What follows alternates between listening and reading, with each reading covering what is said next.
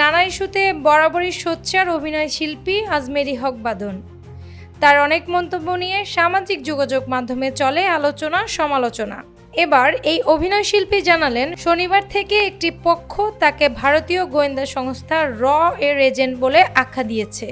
তাই বিষয়টি নিয়ে নিজের অবস্থান তুলে ধরা প্রয়োজন বলে মনে করেন তিনি। সেখান থেকে তিনি ফেসবুকে এ সংক্রান্ত একটি পোস্ট করেন। বাঁধনের করা সেই ফেসবুক পোস্টটি ঠিক এরকম: দেশের একজন নাগরিক হিসেবে আমি চাই বাংলাদেশের জাতীয় নির্বাচন যেন দ্রুত সময়ে অনুষ্ঠিত হয়। আমি সেই দলকে ভোট দিব যারা উত্তরাধিকারের ক্ষেত্রে সম-অধিকার নিশ্চিত করবে।